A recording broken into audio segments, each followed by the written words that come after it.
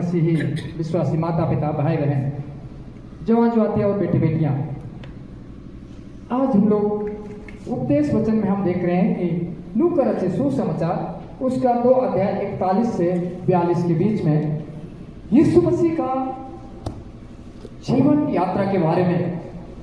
कृष्ण प्रिय,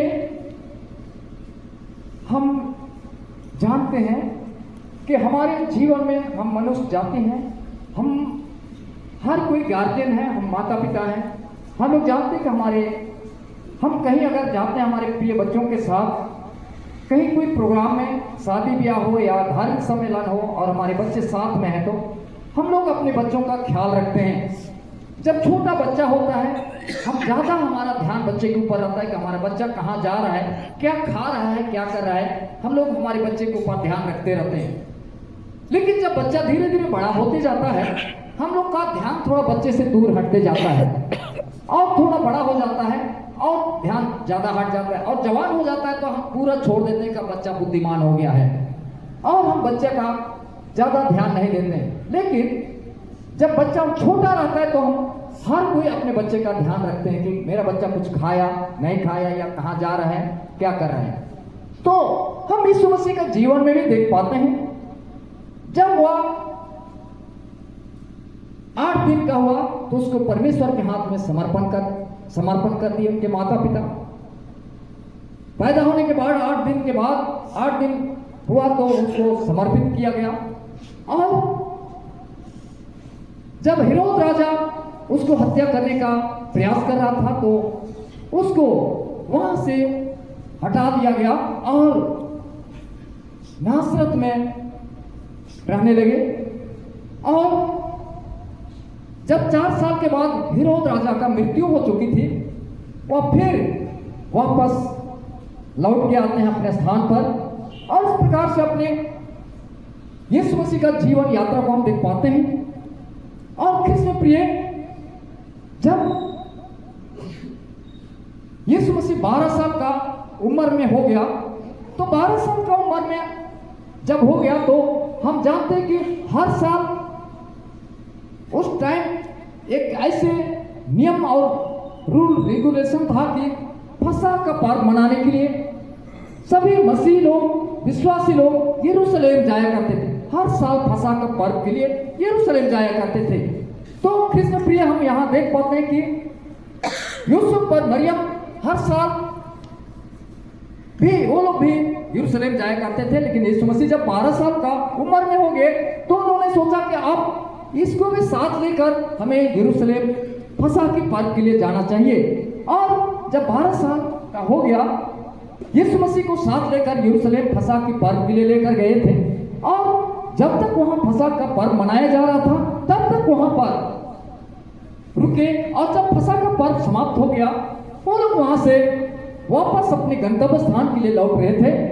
लेकिन यहाँ पर कुछ घटना घटती है। हम देख पाते हैं कि जब बड़ा हो जाता है और यंग अवस्था में जब बच्चा चंचल हो जाता है तो हम लोग सोचते हैं कि चलो थोड़ा दोस्त यार के साथ उनके लिए समय दिया जाए, उनको छोड़ दिया जाए। हम लोग भी अपने बच्चों को थोड़ा खेलने कूदने के लिए छोड़ देते हैं। इसी प्रकार यूसुफ और मरियम ने भी यीशु मसीह को जब 12 साल की उम्र था, इसलिए जब वहां से वापस अपने गंतव्य स्थान के लिए लौटने का समय था, उन्होंने भी सोचा यीशु मसीह शायद अपने दोस्तों के साथ आगे निकल गया होगा, रास्ते में वो चल रहा होगा अपने दोस्तों के साथ खेलते दौड़ते आगे जा रहा होगा।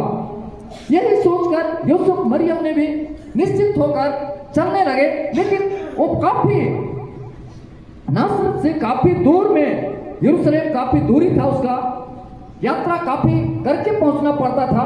और उस टाइम कोई यात्रा करने का साधन नहीं था, गाड़ी घोड़ा का साधन नहीं था, पैदल यात्रा करते थे। जैसे हमारे पूर्वज भी ऐसे समय था एक दिन की बहुत दूर दूर तक पैदल यात्रा करना पड़ता था। लेकिन आज वैसे समय नहीं है कृष्ण प्रिय। तो इसी तरह का वो लोग एक दिन का यात्रा करते हुए जहां उनको डेरा करना था, पड़ाव कर रखना था रात का, वहां तक वो लोग पहुंच जाते हैं। लेकिन वहां पहुंचते तो सभी गांव वाले तो वहां पर हैं, उनका दोस्त यार भी, उनकी उम्र का लड़का लोग भी साथ में है। लेकिन यीशु मसीह वहां पर नहीं रहे। और वहां जब देखते हैं कि यीशु मसीह यहाँ तो सभी रिश्तेदार सगे संबंधी भी यहाँ हैं, सभी उनका दोस्त यार भी है, तो ये कहाँ रह गया है।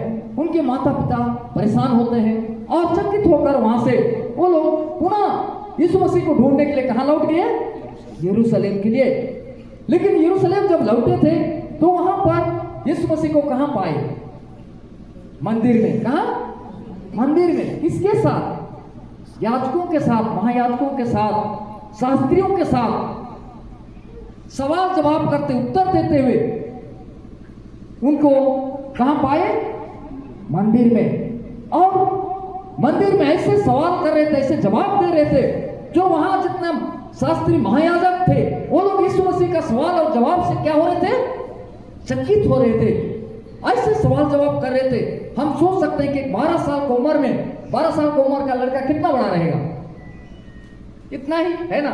लेकिन वो इतना सटीक सवाल और जवाब कर रहे थे, उसका उत्तर कोई दे नहीं पा रहे थे। शास्त्री महायाजक भी परेशान थे।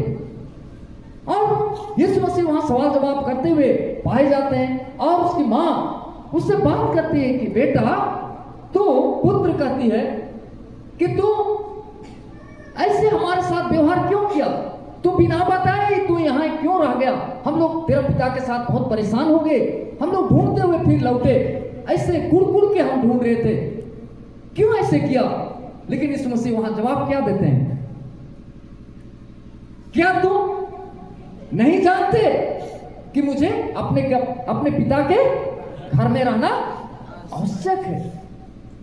ख्रिस्त प्रिय, एक छोटा लड़का, 12 साल का लड़का कहता कि अपने पिता के घर में रहना आवश्यक है।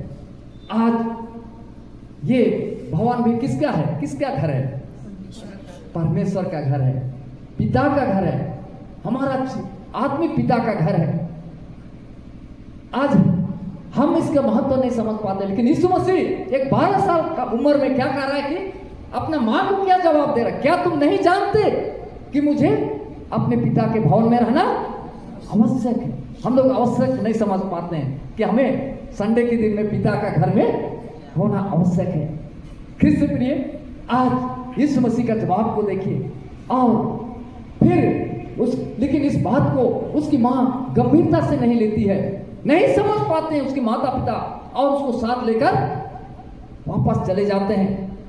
और हम यहाँ पर देखते हैं 12 साल से 29 साल के बीच का कोई भी और वर्णन यहाँ कहाँ ये क्या किए उसके बारे में ज्यादा वर्णन नहीं किया गया है। लेकिन यीशु मसीह आत्मिक और शारीरिक ढील में बढ़ते चले गए। 12 साल से 29 साल के बीच में यीशु मसीह शारीरिक ढील और बुद्धि और ज्ञान में बढ़ते गए। और बुद्धि और ज्ञान और सामर्थ देने वाला कौन है? परमेश्वर उनके लिए। और इस मसीह से 12 साल से 29 साल के बीच में वो लोगों के बीच में अपना सेवकाई का काम को करते रहे, परमेश्वर की राज्य के बारे में वो बताते रहे, परमेश्वर का कामों को जो जिम्मेवारी उनके लिए था उसको इस संसार में रहते वो कर रहे थे। और ऐसे गरीब लोगों के पास, लाचार लोगों के पास, बीमार लोगों के पास जाकर उनकी परमेश्वर की सामर्थ को वो क्या कर रहे थे? प्रकट कर रहे थे। परमेश्वर की कामों को लोगों के पास विस्तार से बता रहे थे, परमेश्वर के राज्य के बारे में बता रहे थे। ख्रिस्त प्रिय, आज हमारे लिए एक सोचने की आवश्यकता है। आज वो जो यीशु मसीह जो 12 साल से 29 साल के बीच में जो कार्य किए, सेवकाई का काम किए, गरीबों के बीच में, लाचारों के बीच में, बीमारों के बीच में काम किए, वो काम आज आपके पास, आपके लिए और मेरे लिए आज परमेश्वर ने सौंपा है, यीशु मसीह ने सौंपा है, हमारे कंधे पर दिया है कि उस काम को हम करें। गरीबों के पास जाना, प्रार्थना करना, लाचार लोगों के पास जाना, प्रार्थना करना, बीमार लोगों के पास जाना, प्रार्थना करना, आज वो जिम्मेवारी आज हम हर एक, किसका अनुयायी, किसके नाम से यहाँ बैठे हैं? यीशु मसीह। हम यीशु मसीह का अनुयायी हैं, उसके ऊपर हम विश्वास करने वाले हैं, हम उसके अंग हैं। आज आपका भी जिम्मेवारी, आपका भी जिम्मेवारी, मेरा भी जिम्मेवारी है, आज हम दूसरे के लिए क्या करना है? प्रार्थना करना है। दूसरे के बीच में हमें सुसमाचार सुनाना है। जो यीशु मसीह ने काम किए वो आज हमारे लिए सौंपा गया है। यीशु मसीह ने क्या किया? जाओ तुम सारे जगत के लोगों को सुसमाचार सुनाओ और पिता, पुत्र, पवित्र आत्मा के नाम से बपतिस्मा दो। ये किसको कहा? हम सब लोग को कहा गया है। लेकिन आज हम लोग अपने तक सीमित हैं, हम अपने को भी संभाल नहीं पा रहे हैं, हम अपने को भी हम लोग संभाल नहीं पा रहे, तो दूसरे तक कहां हम सुसमाचार सुनाएंगे? दूसरे को क्या बचाएंगे? दूसरे की आत्मा को क्या हम बताएंगे? कृष्ण प्रिय, आज वो जिम्मेवारी आज यीशु मसीह ने हमारे कंधे पर दिया है। और आज यीशु मसीह ने ये काम मुर्दों में से जी उठने के बाद जब स्वर्ग में जा रहे थे, उस टाइम भी कहा कि तुम प्रार्थना करते रहो, विश्वास में स्थिर रहना, मैं तुम्हारे लिए जगह तैयार करूंगा और फिर लेने के लिए आऊंगा। आश्वासन दिए हैं। आज हमें वो लेने के लिए आने का भी संदेश दे चुके हैं। तो आज यीशु मसीह आज हमारे बीच में दोबारे आने वाले हैं सेकंड आगमन में। तो कृष्ण प्रिय, आज हमारे लिए बहुत महत्वपूर्ण समय है ये जीवन, जो आज हम दूसरे को बचाना है, दूसरे की आत्मा को बचाना है, हम प्रार्थना करना है, एक दूसरे के साथ हम लोग संगति रखना है, बीमार लोगों के पास जाना है, लाचार लोगों के पास जाना है। ये नहीं कि अपने लेवल के लोगों के साथ हम उठे बैठे हैं और इस दुनिया का मौज मस्ती में हम समय काट दें। आज ये दुनिया का समय हमारा बहुत कम समय है प्रिय, और ये समय हमारे लिए बहुत ही बहुमूल्य है, कीमती है। ये हमारा समय बर्बाद नहीं, परंतु आज परमेश्वर के लिए समर्पित जीवन और सेवकाई का जीवन व्यतीत करना बहुत जरूरी है। आज हम देखते हैं यहाँ पर कि आज का मूल विषय हम परमेश्वर का प्रकाशन जगत को दिया गया। परमेश्वर का प्रकाशन, परमेश्वर के बारे में, उसका सच्चाई और उसका उपकार और उसका भलाई और उसका आशीष का प्रकाशन किसने जगत में डाला, जगत में दिया? कौन दिया? यीशु मसीह। यीशु मसीह ने लोगों के बीच में प्रकाशन डाला। आज वो प्रकाशन, आज हम लोग को परमेश्वर का प्रकाशन को, यीशु मसीह का प्रकाशन को, पवित्र आत्मा का प्रकाशन को आपको और हमको लोगों के बीच में डालना है, ताकि लोग जो अंधेरे में जी रहे हैं, जो परेशान में हैं, जो बीमार में हैं, उनको शांति मिले और वो लोग चंगाई पाए। कृष्ण प्रिय, हम यीशु मसीह का के द्वारा हम प्रकाशन देखते हैं, उसी प्रकार आज हमारे लिए भी दूसरे का प्रकाशन डालना है। परमेश्वर ही सबको ज्ञान देता है, परमेश्वर ही हम सबके लिए क्या देता है? ज्ञान देता है। यीशु मसीह के लिए वो 12 साल की उम्र में ज्ञान देने वाला कौन था? परमेश्वर था। सामर्थ देने वाला कौन था?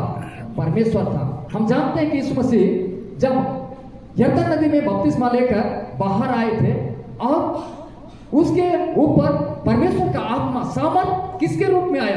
कबूतर के रूप में आकर उसके ऊपर बैठा। तो हम सब लोग बपतिस्मा पाए हुए लोग हैं कि नहीं हैं?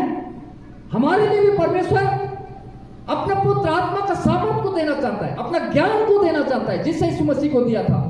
यीशु मसीह जैसे पवित्र आत्मा आया था, वो सामर्थ पाया और शैतान के साथ, दुष्ट के साथ लड़ने का उसके लिए क्षमता हुई और 40 दिन तक निराहार रहते हुए शैतान के साथ लड़ा कि नहीं? लड़ा। आज हम बपतिस्मा पाए हुए लोग हैं, हमारे परमेश्वर अपने सामर्थ को देगा, अपनी पुत्र आत्मा को देगा, तो हम लोग इस संसार का सारे दुष्टता से, शैतान से हमें लड़ने का क्षमता मिलेगा, ताकत मिलेगा। शैतान हम लोग को बहका नहीं सकता है, दुष्ट हम लोग को अपनी ओर खींच नहीं सकता है। आज परमेश्वर हमें बचाने के लिए अपने पवित्र आत्मा का सामर्थ को देगा। लेकिन हम लोग को परमेश्वर अपना आत्मा को देना चाहता है, सहायक को भेजता हूं कहता है, वो सहायक को दिया है, लेकिन हम लोग उस सहायक को दरकिनार करते हैं और हम लोग अपने मनमर्जी का जीवन जीना चाहते हैं। अपना मनमर्जी और अपना मनमर्जी चाल चलन के द्वारा हम शैतान के जाल में स्वयं क्या हो जाते हैं? फंस जाते हैं, उसकी फंदा में फंस जाते हैं। शैतान तो बहुत खुश होता है, हंसता है शैतान, वाह मैं फंसा लिया। शैतान हमारा विरोधी है, वो चाहता है हम पाप में गिरते हैं। जब हम बुराई में फंसते हैं, शैतान हंसता है कि वाह ये भी मेरा दोस्त है, अब ये भी मेरे साथ अपने जगह पर होगा।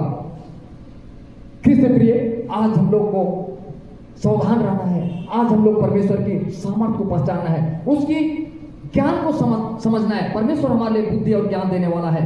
याकूब 1:5 में कहता है, याकूब 1:5 में कहता है कि जिस किसी को बुद्धि का कमी है, परमेश्वर से मांगे, वह बिना उल्लाहना दिए उदारता से देता है और उसको दी जाएगी।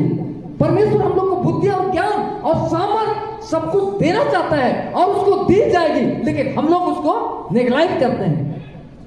सबको परमेश्वर अपना सामर्थ, अपना ज्ञान और अपना बुद्धि को देना चाहता है, लेकिन हम लोग उसको दरकिनार करते हैं, नजरअंदाज करते हैं और हम लोग शैतान के जाल में फंसते हैं, अपना जीवन को हम बर्बाद करते हैं। क्रिस्त प्रिय, आज परमेश्वर हमारे लिए इतना अवसर और समय मौका दिया है, इसको हम लोग बेकार में जाने ना दे, परंतु हम लोग परमेश्वर के निकट आए और उसका सामर्थ को, उसका बुद्धि और ज्ञान को पाए। जिस परमेश्वर ने यीशु मसीह को सामर्थ दिया और बुद्धि और ज्ञान दिया, उस महायाजकों के बीच में, याजकों के बीच में, शास्त्रियों के बीच में सवाल और जवाब करने के लिए, वो परमेश्वर हमें सवाल जवाब करने के लिए बुद्धि और ज्ञान देगा। क्योंकि परमेश्वर कहता है, बुद्धिमानों से छुपा के निर्बुद्धियों के लिए अपना ज्ञान और बुद्धि को दिया है। आज ज्ञानवानों के पास छुपाया है, बालकों के ऊपर वो अपना बुद्धि और ज्ञान को दिया है। आज हम लोग परमेश्वर के पास आए, अपना जीवन को समर्पित करें। पहला राजा उसका 3:12 में कि सुलेमान राजा के लिए परमेश्वर ने राजा सुलेमान के लिए ज्ञान दिया, और कहता है कि राजा सुलेमान ने ज्ञान मांगा और उसे बहुतायत से मिला। अर्थात यहोवा कहता है, मैं तुझे बुद्धि और विवेक से भरा हुआ मन देता हूं। कृष्ण प्रिय, परमेश्वर ने सुलेमान राजा को बुद्धि से और विवेक से भरा हुआ मन दूंगा, और सुलेमान राजा के लिए भी दिया, वो परमेश्वर हमारे लिए भी देगा। इसी तरह हम इसके विषय में पाते हैं कि उसके बुद्धिमानता पूर्वक प्रश्नोत्तर करते हुए हम यीशु मसीह को हम जब पाते हैं, तो हमारे लिए भी आज परमेश्वर भी बुद्धि और ज्ञान से भरा हुआ विवेक देगा और वो हमें आगे बढ़ाएगा। प्रिय, इसलिए हम लोग परमेश्वर के निकट आए और अपने जीवन को उसके लिए हम लोग समर्पित करें। आज ये फल हमें अपने जीवन में प्रभु की आज्ञाओं को पालन करने के द्वारा मिलता है। जो बुद्धि और ज्ञान और सामर्थ और आत्मा परमेश्वर का आज्ञाओं को पालन करने से, उसके वचन को पालन करने से, उसके रास्ता पर चलने से मिलता है। ऐसे सिर्फ हम अपने शरीर को, अपना नक को लेकर हम उपस्थित करें गिरजा में या कहीं धार्मिक सम्मेलन में, और हम परमेश्वर के लिए अपने आत्मा को नहीं सौंपेंगे और उसके लिए उससे बुद्धि नहीं मांगेंगे, तो परमेश्वर नहीं, हमारे लिए ऐसे ही नहीं देगा। लेकिन हम लोग को हम मांगना है, वो देने के लिए तैयार है। हम मांगे और अपना जीवन को समर्पित करें। आज हम परमेश्वर के पास आए, रोए, हम प्रार्थना करें, तो परमेश्वर भी हमारी प्रार्थना का क्या करेगा? उत्तर देगा। अगर हम प्रार्थना नहीं करेंगे, परमेश्वर से नहीं मांगेंगे, तो परमेश्वर कहता है, अब तक तुमने मुझसे कुछ नहीं मांगा है, कुछ नहीं मांगा है अब तक। कृष्ण प्रिय, हम लोग को मांगना है। हम मांगेंगे, परमेश्वर हमें देने के लिए तैयार है, लेकिन हम मांगेंगे नहीं तो मिलेगा कहां से? आज हम लोग को मांगना है, प्रभु के पास आना है, रोना है, प्रार्थना करना है। प्रभु हमारे लिए देने के लिए तैयार है। आज हम लोग प्रभु के पास आए और हम लोग प्रार्थना करें। जैसे आज हम पहला 5 वचन में हम लोग देख रहे थे, 12:1 से 5 के बीच में, तो हम देखते हैं, इसलिए हे भाई, पौलुस भी चिताता है। पौलुस भी कलीसिया के लोगों को क्या करता है? चिताता है, सावधान करता है। इसलिए हे भाइयों, मैं तुमसे परमेश्वर की दया स्मरण दिलाकर विनती करता हूं कि अपने शरीर को जीवता और पवित्र और परमेश्वर को भावता हुआ बलिदान करके चढ़ाओ। अपने शरीर को जीवता और भावता हुआ बलिदान करके क्या करो? चढ़ाओ। आज हमारा शरीर, ये जो शरीर दिया है, ये परमेश्वर क्या कहता है? तुम्हारा शरीर क्या है? मेरा पवित्र मंदिर है। ये भावता हुआ बलिदान चढ़ाने के लिए बोलता है। लेकिन हम आज इस शरीर को क्या कहते हैं? ये मेरा शरीर है, मेरा जिंदगी है, मैं कुछ भी करूंगा। कई लोग आत्महत्या कर देते हैं अपना शरीर को, नहीं समझता है कि ये परमेश्वर का मंदिर है, जीवता भावता हुआ बलिदान चढ़ाना है परमेश्वर के लिए, वो नहीं समझ पाते। कई लोग इस शरीर में नाना प्रकार का बुरी संसारिक चीजों को इस्तेमाल कर रहे हैं और इस शरीर को शैतान का घर बना के इस्तेमाल कर रहे हैं। और यहाँ पर वचन पौलुस चिताता हुआ कहता है कि जीवता हुआ बलिदान करके चढ़ाओ। और फिर हम देख पाते हैं कि आगे कहता है, जीवता पवित्र और परमेश्वर के भावता हुआ बलिदान चढ़ाओ, यही तुम्हारी आत्मिक सेवा है। यही तुम्हारा क्या है? आत्मिक सेवा है। परमेश्वर की सेवा यही है। और फिर 2 में कहता है, इस संसार के सदृश ना बनो, इस संसार के सदृश ना बनो, इस संसार के जैसा नहीं बनने के लिए कहता है। लेकिन हम संसार की तरफ ढल जाते हैं, सांसारिक जीवन में ढल जाते हैं। सदृश की तरह ना बनो, परंतु तुम्हारे मन के नए हो जाने से तुम्हारा चाल चलन भी बदलता जाए। तुम्हारा मन का नया होने से तुम्हारा चाल चलन भी क्या हो जाए? बदलता जाए। लेकिन बदलना क्या? और बिगाड़ना है ना? हमारा जीवन को बदलने के स्थान पे और बिगाड़ना है, और हम अपना जीवन को बर्बाद करना है। यही तो आज हमारा सोच और विचार है। लेकिन किसमें प्रिय, आज परमेश्वर पावल प्रेरित वो अपने जीवन को क्या किया? पहले पावल को क्या करते? पावल को क्या नाम था? साउल। आज जो साउल का नाम पावल बदल जाता है। वो साउल क्या करता था? पावल क्या कर रहा था? पहले परमेश्वर को नहीं जान रहा था, इस मसीह को उस टाइम हमारे विश्वासियों को बंदीगिरी में लाता था, मार डालता था, हत्या करता था। लेकिन जब यीशु मसीह को पहचाना, जाना, उसने आज पूरा कलीसिया के लोगों को चिताता है। आज हमारे लिए भी चिता रहा है कि आज तुम क्या करो? कह रहे हैं कि मन के नए होने से अपने चाल चलन को क्या करो? सुधारो। चाल चलन भी बदलता जाए, इससे तुम परमेश्वर की भली और भौतिक और सिद्ध इच्छा अनुभव से मालूम करते रहो। कृष्ण प्रिय, आज हमारा चाल चलन बदलना चाहिए। लेकिन आज हमारा चाल चलन को हम गैर मसीह से भी और बेहतर हमारा जिंदगी को व्यतीत कर रहे हैं। कहाँ बदलेगा? फिर हम स्वर्ग जाएंगे, है ना? स्वर्ग कहाँ जाएंगे? बहुत हमारे लिए कठिन है।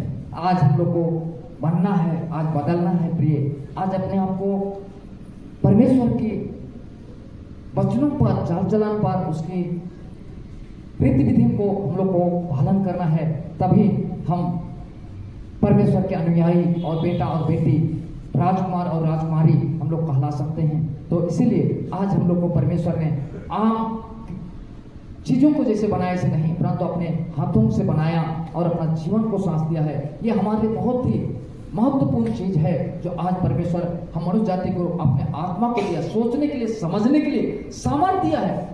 जैसे गाय बैल को रखा ऐसे नहीं, लेकिन हम मनुष्य जाति को ऐसे समझ शक्ति दिया कि आज इंसान सब चीज को सोच सकता है, समझ सकता है। लेकिन जानबूझ के बैल और बकरी की तरह जीवन व्यतीत कर रहे हैं। तो आज हमारे लिए बहुत ही सोचने और समझने की आवश्यकता है, जो कि आज हमें परमेश्वर ने क्यों अपने स्वरूप में बनाया, क्यों परमेश्वर ने अपने आत्मा को दिया, परमेश्वर ने क्यों अपना पुत्र को इस जगत में भेजा, क्यों परमेश्वर ने अपना पुत्र को बलिदान किया, क्यों परमेश्वर ने अपना पुत्र को तीसरे दिन जीवित किया, तो क्यों परमेश्वर ने अपना पुत्र को स्वर्ग में जगह दिया है। और यीशु मसीह ने कहा, मैं इस जगह तैयार करके तुम्हें लेने के लिए आऊंगा। इतने सारे वायदा और प्रॉमिस उसने किया है, हमारे लिए सब कुछ करके रखा है, लेकिन हम उसको दरकिनार अभी भी कर रहे हैं और अपना जीवन को हम धकेल रहे हैं नरक की ओर। तो आज हम लोग को परमेश्वर के निकट आकर पछतावा करना है प्रिय, और अपना जीवन को प्रभु के लिए समर्पित करना है। प्रभु परमेश्वर आज के इस छोटे वचन पर बहुत ऐसे आशीष दे और अपने आत्मा से हम सब लोग को अगुवाई करें। आमीन।